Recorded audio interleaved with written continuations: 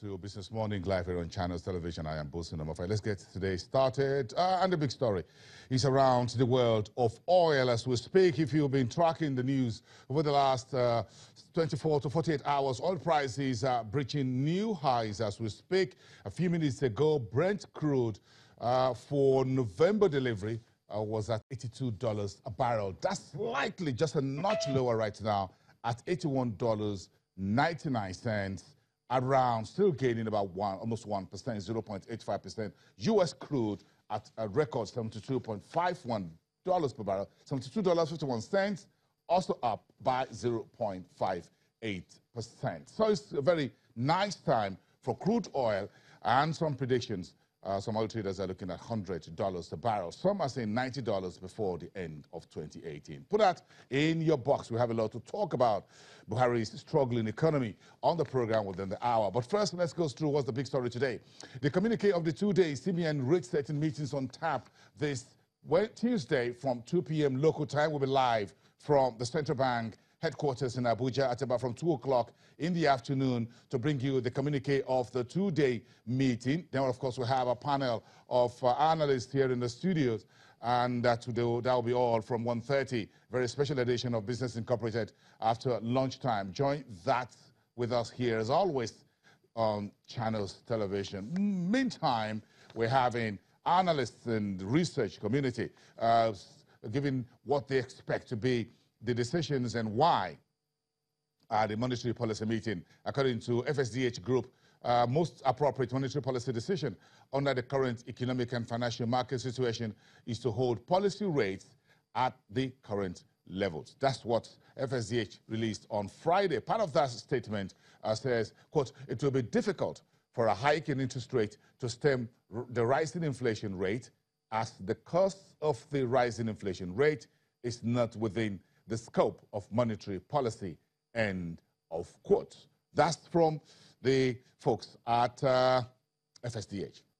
Meantime, United Capital this morning released their own what they think should be the decisions by the central bank today. Monetary policy says, a question, what a hawkish CBN means for equities.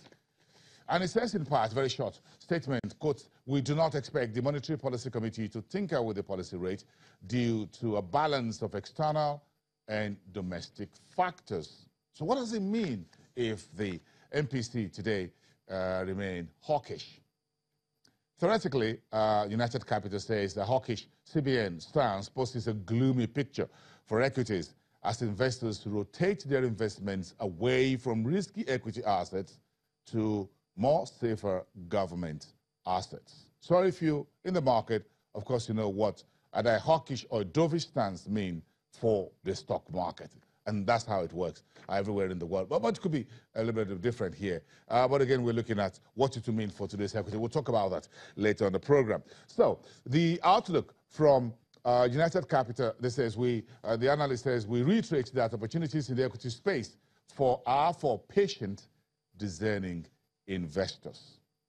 If you want to look at the stock market, you have to be patient and discerning.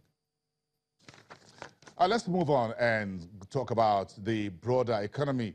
President Buhari's economy is struggling on a number of fronts, and the reasons are stacking up against the 3.5-year-old administration. The administration is facing difficulties on political wranglings, of course, which is now heightened because of the elections fever over 2019 February polls. Meantime, the state of the budgets are still very messy. The country is facing almost $32 billion in local and foreign debt, while revenues locally remain inadequate.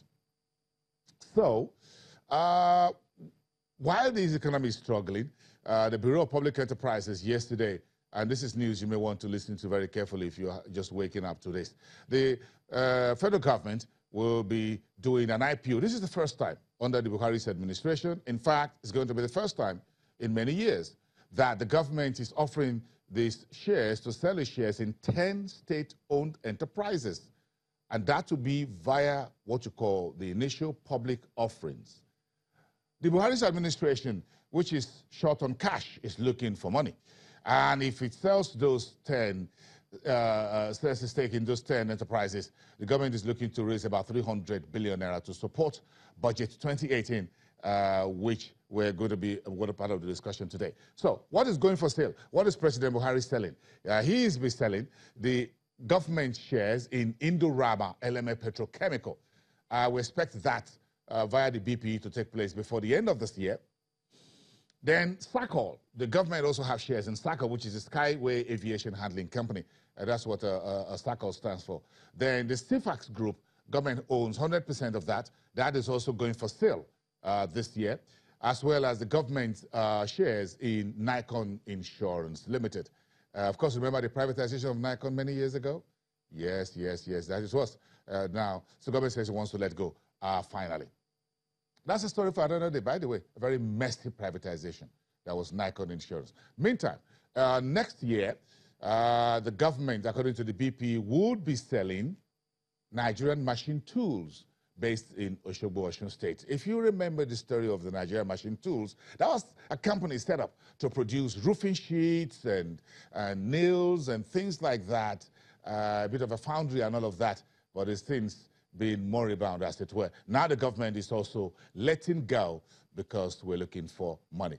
But evidence that the Buhari's administration is struggling for money began to manifest weeks ago when the BPE sold government's 21% equity in Nigeria's Security Minting and Printing Company for about 17.3 billion naira. Meantime, it's not likely that the country will be able to raise $2.8 billion Eurobond in 2018 as earlier planned. U.S. Central Bank is taking its rate decision tomorrow, Wednesday, and U.S. Fed fund rate may go up by another 25 basis points, and there's still room for more, making it a little bit difficult for Nigeria to approach the global marketplace for a Eurobond, of course, which will be priced higher. So the question, therefore, is that will all these IPOs head to the Nigerian Stock Exchange for listing?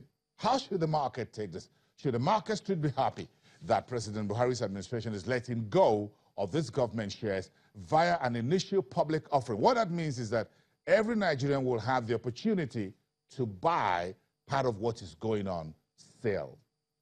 Get your cash ready.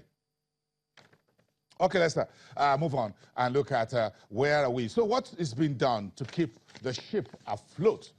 President Buhari is looking at has approved 42.68 billion naira to revitalize public universities and clear part of the retirement benefits of the workers of liquidated Nigerian Airways. Of course, that came in yesterday afternoon. The Airways money is a little bit huge. About 22.6 billion of that has been paid, so there's a little bit of a balance on one hand. And also, Bayelsa State has confirmed that it's gotten 24.16 billion naira from the federal government, which was its own share of the Paris Club refund. Bayelsa State says it will pay, out of that 24 billion, 8 billion will be used to pay salaries and pensions, and the rest they will decide what to do. Bayelsa State is rich in oil and gas, but it's one of the highly indebted states in the country, 123 billion, according to the State Commissioner for Information and Orientation.